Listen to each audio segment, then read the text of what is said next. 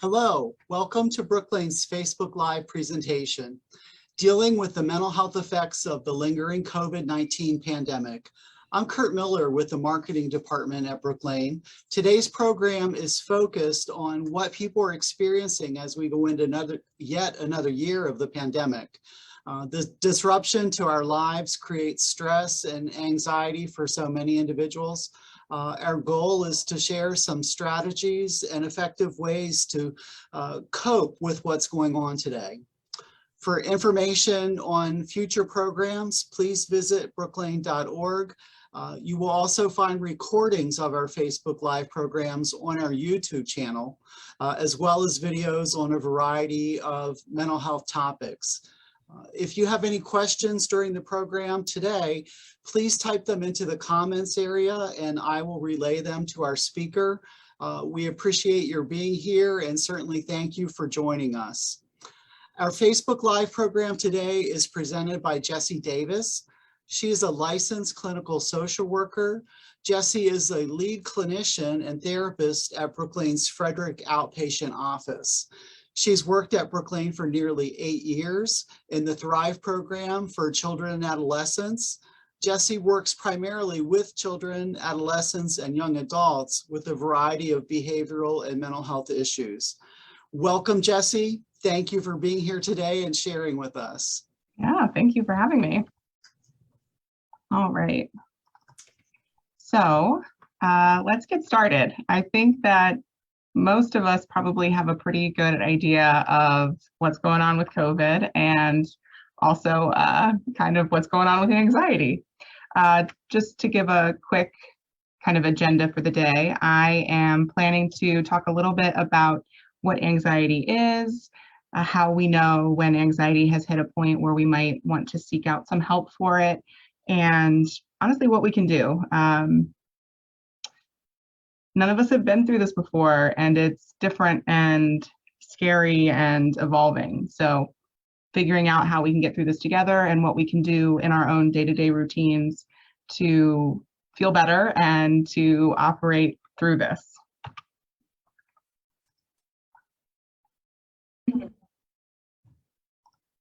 All right.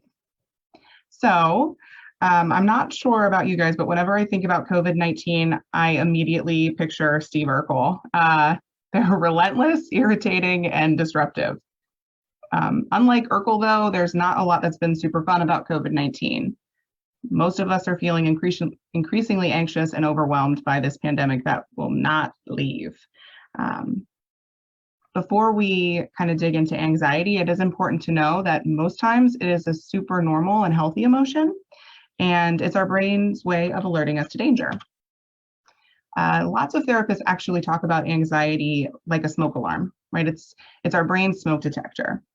It alerts us to danger. It lets us know something is wrong. Like a smoke detector, anxiety is loud and annoying and very hard to ignore. Unfortunately, this smoke detector is faulty. A lot of times, you know, just like, well, if you're like me and you burn toast every time you put it in the toaster, your smoke alarm probably goes off a lot more often than there's actually danger, right? Like it senses smoke, but there's no fire. And our brain can be like that. You know, anxiety is an effective alarm when the danger is visible, fixed, and short-term. We all know that COVID has not been short-term. I mean, it just celebrated its second birthday a month or two ago. It's got more variants than last year's Loki series. I don't know if you guys are Marvel fans. If you're not, you should watch Loki. That will make sense once you do. But I mean, every few months we're hearing about a new strain or a new kind, and it's incredibly stressful, and it's hard to figure out what normal is anymore. The second we start to understand the virus and things return to some semblance of normal, there's a change. And that's exactly where anxiety flourishes, when there's a lack of stability, a lack of routine, a lack of knowing what to expect. So for some people, this internal alarm has adjusted and adapted. There's this recognition that this is a changing dynamic, but it's not going off all the time. It's not a prominent feature of life. But for other people, anxiety continues to be that deafening alarm.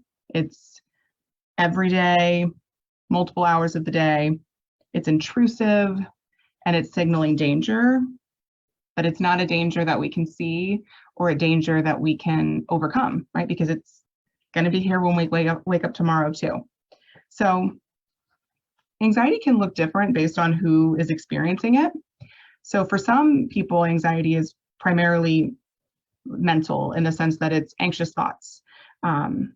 What if I touch this and there's COVID on it? What if I forget my mask? And what if my mask isn't good enough? All of these very catastrophic type what if thoughts. For other people, anxiety is very physical. Like this scan over here, it's you can see the parts of the body that light up when an emotion is experienced. And for some, it's that racing heart, the sweating hands, hot face.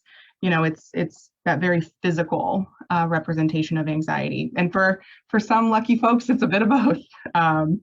But anxiety moves from helpful to unhealthy when it's excessive, when it interferes with your daily life, when you are excessively washing your hands or sanitizing, constantly cleaning your home, feeling restless and keyed up, feeling fatigued, not being able to sleep, or sleeping way too much because you just can't deal with it.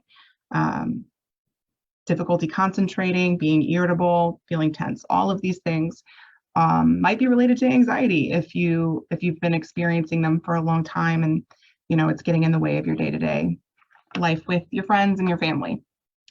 I think we can all agree that anxiety is not fun and that COVID is no fun, but there are some things that we can do to help kind of reduce our own anxiety in the day-to-day and to make sure that we're still living. We can live safely, but still like living our life and finding joy and finding purpose and meaning. So I have 4 pretty basic strategies and tips to help you find balance and find peace in the day. But please know that these are not the end all be all. For some of you experiencing anxiety out there, you might need a counselor to walk you through it. You might need medication. There's a lot of different options you have, but here are just some basic things that I think most of us can work on doing to keep sane and keep calm. So one of the first and foremost most important things I think is to establish and maintain a routine. So a lot of people are working from home because of the pandemic, and I think we all have done the Zoom meetings in sweatpants. And don't get me wrong, I'm a big fan of the Zoom meetings in sweatpants. But we do need to make sure that we have a beginning, middle, and end to our day. Our brains are wired for beginnings and ends. So when you wake up, maybe it looks like getting that cup of coffee and changing out of your PJs into a comfortable pair of work sweatpants. But even just the act of changing your clothes, whether or not, they're business casual or whatever, that can help kind of set your brain up for a new part of your day. Do what you can to maintain that routine, taking lunch breaks. If you are working from home, making sure that, there is a beginning and end to your day. Don't be on your work email at 9 p.m. just because, I work from home anyway, so I might as well just check here. Get outside. Slow down to make yourself dinner. Don't eat in front of your computer or, whatever else your work looks like. For those of you who are working in offices or still going into work, keeping that routine, work, home, all of those things can be really, really helpful because again, anxiety thrives in chaos. It thrives in a lack of stability, and establishing a routine is providing stability in your day. The second tip I have is the idea of being prepared, not scared. Now, this is something that I do with my young friends all the time, because the truth about COVID and about a lot of other fears is that no one can tell you that it's not actually a danger. I can tell you that it's a low risk, or I could tell you that, this many people are affected by this every day, but I can't tell you that it'll never happen to you, right? Like even if I had a kid who said, I am really worried that I'm going to get bitten by a shark, I can pull up facts and I can tell them there are this many shark attacks every year. Your likelihood of getting attacked by a shark is you're more likely to get hit by lightning twice, but all of that, I can't say it's never going to happen. And anxiety knows that, and it likes to poke that button. However, the good news about, what's going on with COVID is that there is a bunch of information, right? So we can be prepared. We can take what the CDC says about wearing masks and social distancing, washing our hands, getting vaccinated, and we can do all of those things. We can operate within what the scientists and the doctors and the experts are saying. And then at the end of that day, we've controlled everything we can control. So once we've controlled what we control, we let the rest go. Another activity I like to do with my kids is we draw a big circle on a piece of paper. On the inside, we write all of the things inside of our control. On the outside, we write all of the things outside of our control. And whenever we find ourselves worrying about things outside the circle, we can utilize some different coping strategies, take deep breaths, go for a walk, that sort of thing, to help let it go. Because you can spend hours upon hours just twisting and turning over things that you have no ability to make any change about. So for example, you can control whether you wear a mask. You can't control whether the other person in the grocery store does. You can choose to talk to a manager about it. You can choose to use Instacart like I do, but ultimately it's outside I can't make somebody else wear a mask. So focusing on where my power and my control lies can help reduce anxiety.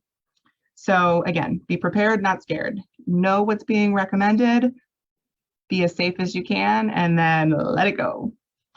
All right, so number 3, I did actually just talk about how we're very fortunate because there's this, easy, accessible information available to us. However, on the reverse side is sometimes it's too much. So my third suggestion is to limit your intake of COVID-related news, right? If COVID has got you freaked out, which totally understandable, don't be reading a whole bunch of websites, hearing about all of these, variants and things like that. And there's a couple of reasons for that. One is what we take in, the information we absorb absolutely affects how we think and how we feel. So something to keep in mind is that these news sources, they are sensationalizing headlines because they want you to click. It's clickbait. They want you to click on that thing that says flu Rona, right? Like there was this thing a couple weeks ago and they're like, COVID and the flu have come together. And that wasn't true. There is no flu Rona, there is the flu and there is COVID.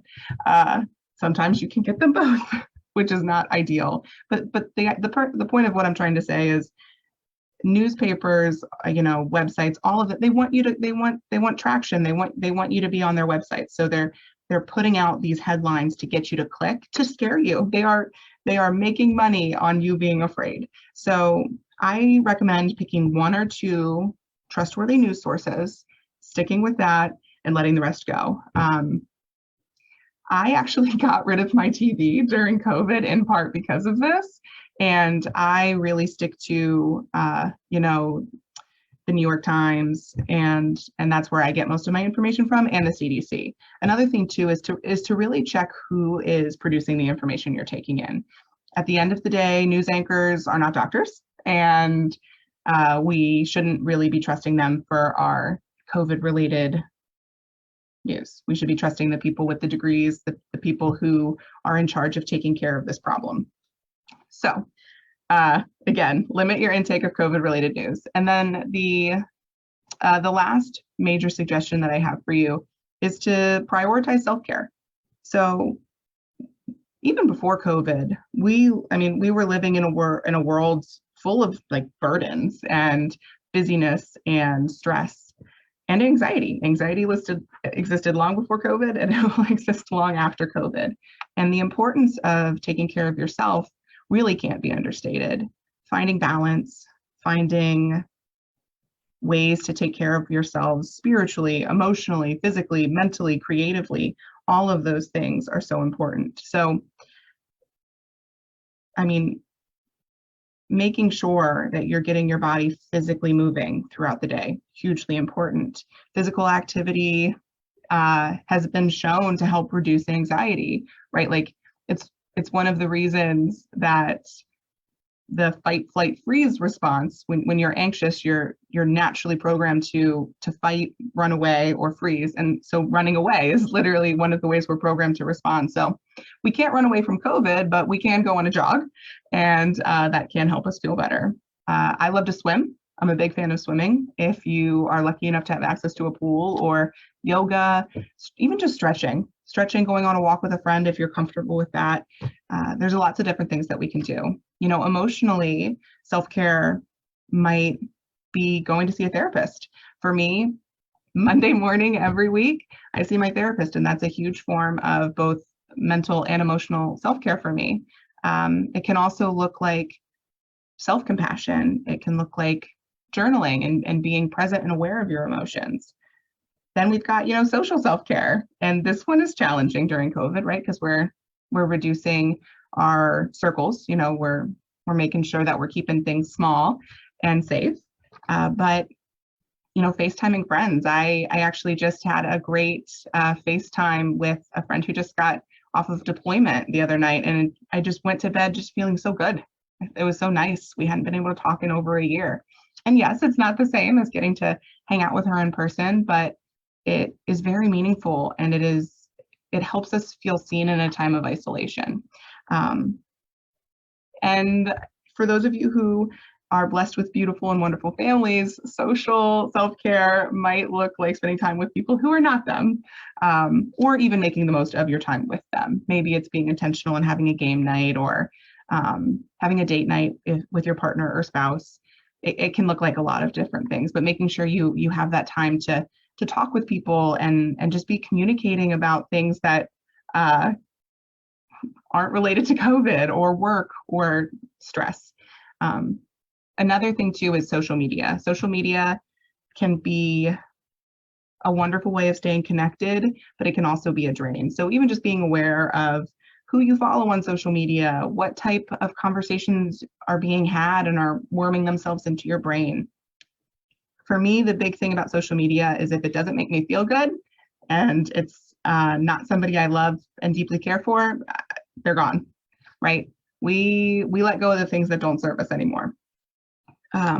So spiritually, if you're a spiritual person, meditating, yoga, attending church virtually or in person, volunteering, there are lots of ways that you can create that space to be spiritual and to find comfort in that. Then there's a lot of research that shows the benefits of that for those who connect with spirituality. And self-care can look so different. Just like anxiety looks different based on the person who's experiencing it, so is self-care. For me, it's letting out my pet chinchillas, it's reading, it's having alone time. For my extroverted friends, that sounds horrible. And so for them, it is, you know, FaceTiming or having a game night, or, you know, my sister is an adrenaline junkie, so scheduling a skydiving trip, you know, something like that. There's really no limit to what self-care can look like. It's just about being reflective and identifying what's going to work for you. So I guess the last thing I want to say before I wrap up is that I hope you guys are all taking time to take care of yourselves. It is super normal and understandable that you would be feeling anxious at what's going on here. I know when this all started, you know, I run a group with kids, and I remember telling them, oh, you know, I'm sure we'll be back together in a couple weeks. And I was wrong. But, you know, all that to be said, no one could have seen this COVID unfolding like it did, but we've survived. You know, there is a great resiliency in humanity, and we've all been resilient for 2 years, and it has not been fun and it has not been easy. So really just taking care of yourself and being intentional about finding balance and enduring until we can get to the end of this road. It's, again, not fun, but the good news is anxiety is an incredibly treatable thing. It's for those of you who maybe would meet criteria for, oh, this is an anxiety disorder, this is something that's really negatively impacting my life. It's incredibly treatable. It's something that the therapists at Brooklane here see every day and help people overcome every single day. So if you are experiencing this intense anxiety and you're like, oh, I need some help, I need to dig into this, or maybe it's a loved one, I hope that you will speak with your doctor or speak with someone at Brooklane or any other great organization in the area, and just kind of get the help and support that you need to make it through, because you do not have to suffer through this alone, and it does not have to be forever. So thanks. If you have any questions, you can put it in the chat. Otherwise, thank you for checking this out.